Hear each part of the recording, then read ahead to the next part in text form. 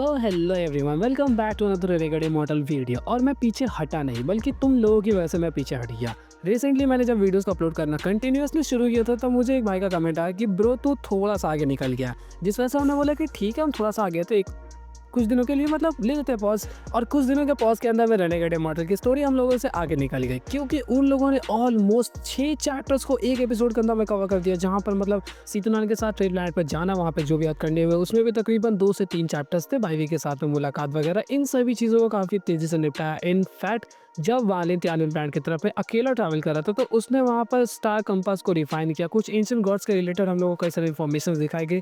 और तो और कुछ रो कल्टीवेटर्स वगैरह मिले, जैसे वालिन ने अलग तरीके का कूटा। इसके चेहरे के ऊपर में काफ़ी ज़्यादा चेंजेस आते हैं, मतलब इसके लुक्स के अंदर में। ये सभी मोमेंट्स को एक ही बार में हटा दिया गया। इसके साथ साथ त्यानिन प्लांट के ऊपर में आने के बाद भी जो इवेंट्स थे वो थोड़े लंबे खींचे गए थे, लेकिन सभी की सभी चीज़ों को तकरीबन कुछ सेकंड्स, मिनट्स भी नहीं लगे, कुछ सेकंड्स के अंदर में इन लोगों ने निपटाया। और जो मेन इवेंट था, जहाँ पर उन लोगों के बीच में फाइट होती है, उसे भी बहुत तेज़ी से और बहुत ज़्यादा फास्ट फॉरवर्ड मुझे लगा। तुम लोगों को लगा कि नहीं? कमेंट में ज़रूर बताइएगा। लेकिन हम लोग इन सभी चीज़ों पर उतना ध्यान नहीं दे सकते। जिस हिसाब से चल रही है, हम लोग उस हिसाब से चलेंगे। तो चलिए आज की इस वीडियो को बिना किसी देरी के शुरू करते हैं।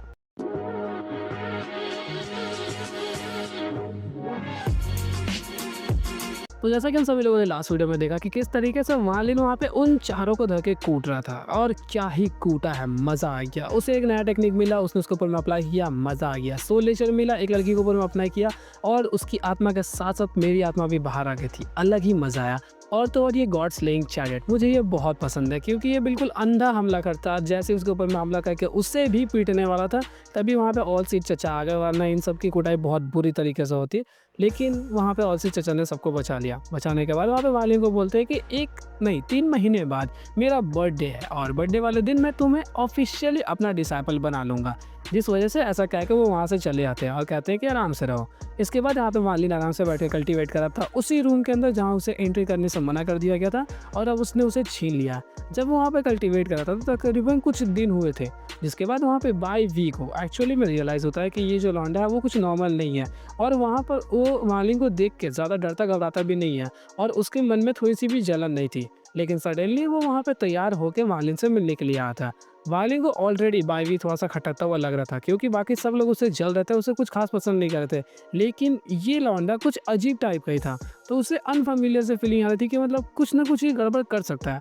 जिस वजह से वालिन इसे अवॉइड करने का ट्राई कर रहा था, लेकिन उसके एक अच्छे नेचर की वजह से वालिन उसे 100% नहीं कर सकता। जिस वजह से जब बाई भी आकर उसे गेट पर खटखटाता है कि ब्रदर वांग, मैं तुमसे मिलने आया हूँ, यानी कि 7th ब्रदर। तुम्हें पता है ना, 7 डिसाइपल्स में से एक अब वालिन भी बन चुका है, जो कि है 7वां नंबर वाला। तो बाई भी इसे 7th ब्रदर के नाम से पुकारता है। जिसके बाद उसने वहाँ पे वालिन से बोला कि हम दोनों मिलकर कुछ देर के लिए क्या बात कर सकते हैं। तो वालिन वहाँ पे सीधा मना कर देता है कि नहीं, मेरा कोई भी प्लान नहीं है। और उसने वहाँ पे कई सारे बहाने मार के उसे वहाँ से भेजने का ट्राई किया, लेकिन बाईवी ने एक ऐसा मुद्दा छेड़ दिया जिस वजह से वालिन को उस चीज़ में इंटरेस्ट आया था, और उसने वहाँ पर चाय पार्टी करना शुरू कर दी। बाईवी उसे कई सारी चीज़ें बताते हैं कि किस तरीके से यहाँ पर त्यानिन प्लांट के ऊपर में सभी सेट के डिसाइपल्स को किस तरीके से वहाँ पे अलग करके रखा गया। और ये जो पर्पल डिवीजन है, इसका क्या सीन है। यहाँ पर तकरीबन 7 डिसाइपल्स को चुना गया, जिनमें से एक को डिसाइपल बनाएंगे ऑल सीरा, उसे अपना दाव यानी कि अपनी जो टीचिंग से वो पास आउट करेंगे। इसके अलावा यहाँ पे जो भी डिसाइपल बनता है, तो उसे काफ़ी ज़्यादा हाईली रेपुटेशन मिलती है, और तो और कई सारे बेनिफिट्स भी किसी एक नॉर्मल डिसाइपल के मुकाबले। इसके साथ साथ बाईवी ने उसे ये भी बताया कि अगर बाई चांस वालिन यहाँ पे कोर डिसाइपल बन जाता है, तो उसे जो एक्स्ट्रा बेनिफिट्स मिलेंगे उनमें क्या चीज़ें तक हो सकती है। उसने बताया कि तुम खुला एक कल्टीवेशन कंट्री के अंदर में अकेले कल्टीवेट कर सकते हो, अनलिमिटेड रिसोर्सेज प्रोवाइड की जाएंगी, अलग टाइप की रेपुटेशन होगी, तुम्हें देख के सब लोग इज्जत देंगे, इनफैक्ट डरेंगे भी, और तो और कई चीज़ें। इनफैक्ट तुम चाहो तो इस प्लानट को छोड़कर आसपास के जो प्लैनेट्स हैं, पूरा एक प्लैनेट ले सकते हो खुद की कल्टीवेशन के लिए। ये सभी बेनिफिट्स है को डिसाइपल बनने का। और वालिन का इन सभी चीज़ों में बिल्कुल प्लान नहीं था, लेकिन इन सभी चीज़ों को सुनकर वालिन के मन में लालच आया था, क्योंकि तुम्हें पता है ना कि वालिन कई बार ऐसे कई सारी रिसोर्सेज के लिए कुछ भी कर चुका है। तो अगर ऐसा खुला ऑफर उसे मिल रहा है, तो रास्ते में जो भी आएगा वालिन उसे कूटेगा ही। ये सभी इन्फॉर्मेशन वालिन के लिए काफ़ी ज़्यादा वैल्यूबल थी, जिस वजह से वालिन ने यहाँ पे काफ़ी ज़्यादा रेस्पेक्ट दिखाया बाईवी को, और वहाँ पर बाईवी इन सभी बातों को कहकर जाने वाला था। लेकिन सडनली उसने यहाँ पे बताया कि तुमने अभी तक ऑफिशियल डिसाइपल का टोकन तक नहीं लिया, ना ही यहाँ के ड्रेस को। जिस वजह से ये रहा तुम्हारा टोकन। तुम इसका इस्तेमाल कर सकते हो इन्वेंट्री के अंदर जाकर अपने सभी के सभी सेलेस्टियल जेट्स के साथ-साथ अपने ड्रेस को भी वहाँ पे कलेक्ट कर लोगे। तो वालिन इसे आराम से वहाँ पे रिसीव भी कर लेता है। इसके बाद बाईवी जब वो वहाँ से जा रहा था तब उसके चेहरे के ऊपर में एक अलग टाइप की हँसी थी। मतलब वो वहाँ पे ज़रूर कुछ ना कुछ प्लान कर रहा है। लेकिन क्या ये वालिन के लिए मुसीबतें पैदा करने वाला या फिर किसी और के लिए, इस बारे में हम लोग को आगे चल के पता चल जाएगा। लेकिन फिलहाल वालिन को जैसे वो टोकन मिलता है तो वो चला जाता है सेलेस्टियल जेट्स के लालच में सीधा उस इन्वेंट्री में, जहाँ पर जाके वो अपने सभी तरीके के रिसोर्सेज को पूरी तरीके से ऑब्टेन कर सकता था। वहाँ पहुँचने के बाद वो जो जगह थी वो काफ़ी ज़्यादा मजेस्टिक थी और त्यानी उनके अंदर में जो भी चीज़ें नज़र आती है वो कुछ ज़्यादा ही बिल्कुल ओवर हाइप्ड, मतलब होता है ना कि देख के तुम्हारी आंखें फट जाए, उस तरीके की थी।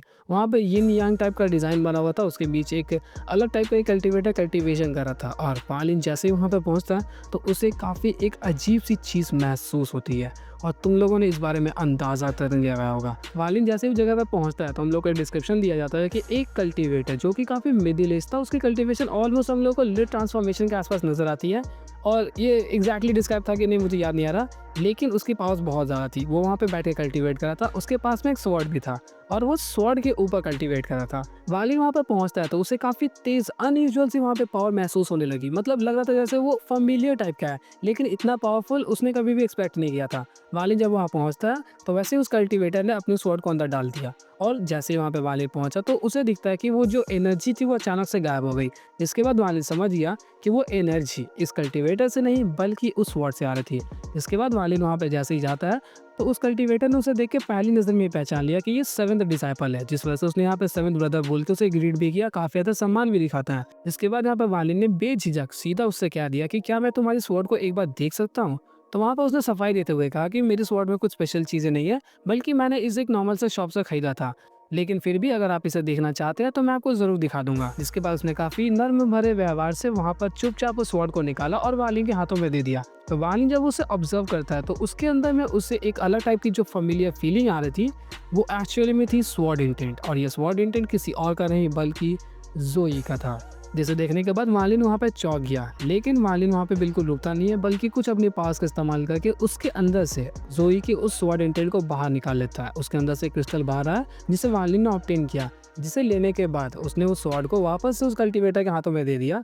लेकिन वो वहाँ पर बताता है कि ये जो स्वॉर्ड इंटेंट है ये मेरे जान पहचान वाले का है, जिस वजह से मैं इसे रखना चाहता हूँ, और इस परमिशन के साथ उसने उस क्रिस्टल को अपनाया था।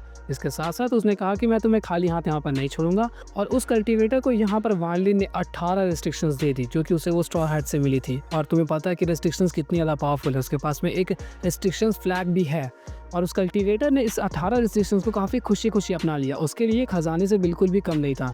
जिसके बाद वहाँ पे वो कल्टीवेटर एक्चुअली में उस इन्वेंट्री का मैनेजर था, जिसकी वजह से वो वहाँ पे जो भी चीज़ें लेन देन की चीज़ें तो वो सभी चीज़ों को वो हैंडल करता है। तो वालिन से उसने उसको टोकन को मांगा, जिसके बाद वालिन एक सडनली दूसरे स्पेस के अंदर में वहाँ पे टेलीपोर्ट हो जाता है। स्पेस नहीं था, मतलब वो एक दूसरा जगह था।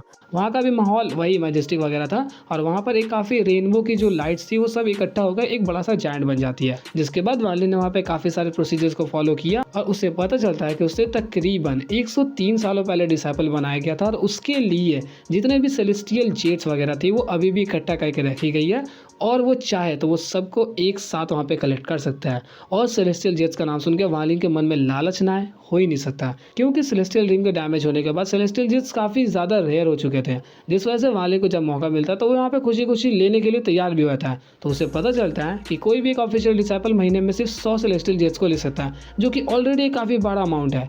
लेकिन उसे पता चला कि एक्चुअली में वो 103 सालों से कलेक्ट नहीं किया है, जिस वजह से उससे तकरीबन 1,23,600, हाँ तुमने सही सुना, पता नहीं कैलकुलेशन किस हिसाब से किया गया था, लेकिन नॉवेल्स के अंदर में यही नंबर था। इतने सारे सेलेस्टियल जेट्स लेने का मौका मिला और वालिन ने उसे एक ही बार में अपना भी लिया। इसके साथ साथ यहाँ पे वालिन को 2 रोप्स भी मिल जाते हैं पर्पल कलर के, मतलब ऑल्टरनेट करके चेंज करके इस्तेमाल कर सकते हो। जिसके बाद वालिन वहाँ से बाहर आता है। बाहर आने के बाद उसके हाथ में जब इतने सारे रिसोर्सेज है तो वालिन ने प्लान बनाया कि वो अपनी कल्टीवेशन को जल्द से जल्द इनहांस करेगा। लेकिन तुम्हें पता है ना, इसके पीछे में कुछ सारे कुत्ते पड़ गए हैं जो कि इसे जीने नहीं देना चाहते। तो वहाँ पर वो सभी के सभी फिर से अपीयर हो गए। जो लोग लात खा के गए थे वो लोग वापस आ गए, और इस दौरान तक इसके पास में जो थे एक कल्टीवेटर काफ़ी ज़्यादा पावरफुल था, ब्लू या फिर रेड किसी और से, मतलब पर्पल से नहीं था वो, और उसकी जो पावर्स थी वो ऑलमोस्ट लेट सोल ट्रांसफॉर्मेशन के आसपास में थी। इसके अलावा वहाँ पे एक और कल्टिवेटर था जो कि लेट सोल ट्रांसफॉर्मेशन से थोड़ा और ज़्यादा पावरफुल था, मतलब ऑलमोस्ट हाफ स्टेप एसिडेंट के आसपास। ये दोनों की कल्टिवेशन बहुत ज़्यादा थी और वालिन का यहाँ पे प्लान बनाया गया कि वो लोग सभी मिलकर वालिन को मारेंगे, मतलब बुरी तरीके से कूट देंगे। लेकिन वहाँ पे एक फोर्थ सिस्टर, तुम्हें याद होगी वो लड़की, तो वो लड़की यहाँ पे एक अनयूजुअल से चीज़ करती है। वालिन वहाँ पे ऑलरेडी गुस्से में तैयार था कि हो जाए, अब जो होना है हो ही जाएगा। जिस दौरान तक यहाँ पे उस लड़की ने आगे अपने कदम बढ़ाए, जिसके बाद इन दोनों के बीच में हल्का सा बैटल एक्सचेंज होने ही वाला था, तभी सडनली पता चलता है कि ये दोनों कहीं और ट्रांसपोर्ट हो चुके हैं, मतलब टेलीपोर्ट। और सिर्फ ये दोनों टेलीपोर्ट हुए, इस बात को सुनकर ज़्यादा खुश मत होना। इसके बाद ही वहाँ पे पता चलता है कि वालिन और वो लड़की काफ़ी किलोमीटर्स दूर एक पर्पल फॉरेस्ट है वहाँ पे पहुँच चुके हैं।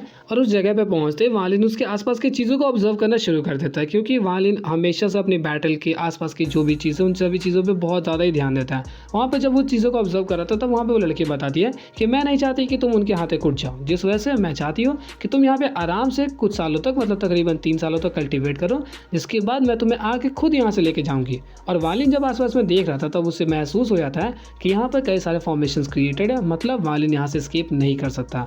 वहाँ पे उसने बताया कि मैं जानता हूँ कि तुम मेरी भलाई नहीं, बल्कि तुम मुझे यहाँ पर फंसाने के लिए आई हो, जिस वजह से मैं उस डायरेक्ट डिसाइपल के कंपटीशन में पार्टिसिपेट ना कर सकूं, और जब वहाँ पे मैं अवेलेबल नहीं होऊंगा तो ऑफकोर्स तुम में से किसी एक को चुन लिया जाएगा। इसके बाद यहाँ पे उस लड़की ने ज़्यादा कुछ रिप्लाई नहीं किया, और वो अपने मन में सोचती है कि ब्रदर, मैंने फाइनली तुम्हारा ऋण चुका दिया, इसके बाद अब हमारे रास्ते बिल्कुल अलग हो चुके हैं। और ऐसा कहते ही वो उस जगह से टेलीपोर्ट हो गई। वालिन अच्छी तरीके से जानता था कि यहाँ पे कई सारी रेस्ट्रिक्शंस है, वो आसानी से यहाँ से नहीं जा सकता, जिस वजह से उसने यहाँ पे निकाला सेलेस्टियल स्वॉर्ड। सेलेस्टियल स्वॉर्ड के साथ में उसका एक छोटा भाई भी अब आ चुका है, यानी कि मूनब्लड। तो ये दोनों की मदद से वालिन काफ़ी तेज वहाँ पे हमले करता है उस रेस्ट्रिक्शन के ऊपर में, ताकि वो उस बड़े से डोमेन, यानी कि वो भी जो भी ट्रैप है, उसको वो पूरी तरीके से तोड़कर बाहर की तरफ निकल सके। लेकिन कई बार कोशिश करने के बावजूद वहाँ पे वो तीनों निराश हो जाते हैं। वालिन का दिमाग सनकता है, और मुझे सिर्फ पता नहीं ऐसा फील हो रहा है कि वालिन जब से तैयार नहीं हो पा रहा है, उसका दिमाग कुछ ज़्यादा ही सटका हुआ है, बात बात पे किसी को भी कूट दे रहा है। और यहाँ पर भी वो काफ़ी ज़्यादा गुस्सा हो गया। उसने कहा कि अगर तुम लोग मुझे ट्रैप करना चाहते हो तो कर लो, मैं यहीं कल्टीवेट करूँगा, यहीं पावर्स बढ़ाऊँगा। जब मैं मिड सोल ट्रांसफॉर्मेशन बन जाऊँगा, तब मैं इस फॉर्मेशन को तोड़कर आऊँगा, और मैं तुम्हें छोड़ने नहीं वाला हूँ। सेकेंड ब्रदर, हाँ वही, क्या नाम था उसका, जांग शियान फांग की कुछ नाम था, उस कल्टीवेटर को धमकी दे रहा है। इसके साथ साथ वो मिडिल एज वाला था ना, जो कि बोल रहा था कि मैं इस क्लैन से बिलोंग करता हूँ, उन लोगों को बोल रहा था। इसके बाद वालिन यहाँ पे बैठ गया एक जगह पे कल्टीवेट करने के लिए। वालिन यहाँ पे कई सारे सेलेस्टियल जेट्स को निकालिया और अपने आसपास में कवर कर लेता है। फिर उसके बाद एक एक करके उन सभी का चूसना शुरू कर दिया, I mean celestial spiritual energies, जिसकी मदद से वो अपनी कल्टीवेशन को बढ़ाएगा। गलत मत समझो, सेलेस्टियल जेट्स के पास में है ही क्या इसके अलावा चूसने के लिए। और वालिन इतनी अच्छी तरीके से उन चीज़ों को चूस रहा था, थोड़ा अजीब लग रहा है, अब्जॉर्ब कर रहा था, कि वो काफ़ी जल्दी जल्दी वहाँ पे धूल बन जा रहे थे। इन सभी चीज़ों को जब अब्जॉर्ब करना वहाँ पे शुरू कर दिया उसने, तब यहाँ पर तकरीबन 3 महीने ख़त्म होने ही वाले थे। मतलब भाई का बर्थडे आ रहा है। भाई का बर्थडे तकरीबन त्यानुन ब्रांड के ऊपर में 10,000 सालों में एक बार सेलिब्रेट किया जाता है, और इसे जश्न की तरह मनाया जाता है, मतलब पूरा त्यौहार बन जाता है। 7 दिन मेला लगेगा, सब लोग खाएंगे पिएंगे, मस्त टुल रहेंगे। इसके साथ साथ यहाँ पे मोस्ट पावरफुल कल्टीवेटर्स को भी बुलाया जाता है, जिसके अंदर में तुम किसी को भी सस्ते में नहीं आ सकते। यहाँ पर हम लोग को एक बार डिस्काइड मिला कि यहाँ पर जांग शियान फांग जो है वो खड़ा होकर काफ़ी मज़े से सोचा था कि मैंने किस तरीके से अपने सातों के साथ कॉम्पिटिटर्स को निपटा दिया। 6th ब्रदर कहाँ है कोई नहीं जानता। 7th ब्रदर यानी कि वालिन को मैंने वहाँ पर ट्रैप कर दिया। 3rd ब्रदर यानी कि बाईवी, वो मुझसे लड़ने के लायक नहीं है। इसके अलावा 4th सिस्टर को मैंने किस तरीके से डील करना है उस बारे में सोच रखा है। और तो और 3rd सिस्टर किसी एक पनिशमेंट की वजह से क्लोज डोर कल्टीवेशन में है, मतलब यहाँ पे कोई और नहीं बल्कि सिर्फ और सिर्फ मैं ही बचा हुआ। और 1st ब्रदर से भी शायद उसने निपटने का कुछ प्लान बना रखा था, जिस वजह से अब वो पूरी तरीके से कॉन्फिडेंट था कि यहाँ पर मास्टर किसी और को नहीं बल्कि उसे ही डिसाइपल चुनेंगे, और जो भी होगा बाद में पता चलेगा। और बर्थडे पार्टी की तैयारी खूब जोरों शोरों से चल रही थी। वहाँ पे कई सारे कल्टीवेटर्स आ भी रहे थे। उनमें से एक कल्टीवेटर के रिगार्डिंग हम लोग को यहाँ पे डिस्काइड मिला कि इसके आसपास में जो 5 अलग प्लैनेट्स थे ना, उनमें से एक प्लैनेट का जो रूलर था वो यहाँ पर आता है एक चैरियट के ऊपर में। उस चैरियट को तकरीबन वहाँ पे 100 बीस्ट की कितने सारे बीस्ट उसको खींच रहे थे, और उसके बीच में एक मोटा सा भद्दा सा आदमी बैठा हुआ था, जो देखने में अच्छा नहीं था लेकिन पावर्स बहुत ज़्यादा थी। उसकी कल्टीवेशन ये नियान कॉर्पोरियल ड्रीम के अंदर में थी, और शायद से उसके आसपास में ब्यूटी और महिला वगैरह भी थी। उसकी पावर्स इतनी ज़्यादा है कि उसे देख के कोई भी टेरिफाइंग कल्टीवेटर यहाँ पे भाग सके, लेकिन ये उसके रास्ते में खड़ा था। जिसके बाद उसने यहाँ पर आके सीधा इसे ऑर्डर दिया, हाँ यही 2nd ब्रदर को, कि तुम चलो हमें रास्ता दिखाओ कि पार्टी कहाँ हो रही है। तो इसने भी वहाँ पे चौकीदारों वाला काम किया और उसे रास्ता दिखा दिया। अब यहाँ पर ये जो पार्टी थी स्टार्ट हो चुकी थी। 7 दिनों से जोरों शोरों से यहाँ पे जश्न मनाना शुरू कर दिया गया था। लेकिन यहाँ पर वापस हम लोगों को सीन दिखाया जाता है उस बाम्बू फॉरेस्ट मतलब पर्पल फॉरेस्ट का, जहाँ पर वालिन कल्टीवेट करा था। वालिन ने ऑलमोस्ट कई सारे सेलेस्टियल स्पिरिचुअल जेट्स को वहाँ पे ऑब्जर्व कर लिया, जिसके बाद उसकी कल्टीवेशन वहाँ पे पीक यानी कि बूम होती है और वो पहुँच जाता है मिड सोल ट्रांसफॉर्मेशन पे। इस दौरान तक वहाँ पे काफ़ी तेज़ भयानक मंजर डिस्क्राइब किया गया, जिसके लिए टाइम नहीं है। तो वालिन वहाँ पे जैसे ही उस कल्टीवेशन में ब्रेक थ्रू करता है, उसने वहाँ पर इस्तेमाल किया डिमोनिक फिंगर को, और उसी सिर्फ एक हमले की वजह से उसने पूरा का पूरा वहाँ पे उस रेस्ट्रिक्शन को तोड़ दिया। तोड़ने के बाद वालिन वहाँ पे बिल्कुल रुकता नहीं है और अब वो वापस जाएगा बर्थडे पार्टी के अंदर में। तो इसके अंदर में क्या होने वाला, कैसे सीन चलेंगे, इस बारे में हम लोग नेक्स्ट वीडियो में बात करेंगे। तो आज के इस वीडियो को यहीं पे एंड करते हैं। आई होप कि आप लोगों को वीडियो अच्छी लगी होगी, और अगर अच्छी लगी है तो इसके लिए एक लाइक तो बनता ही है।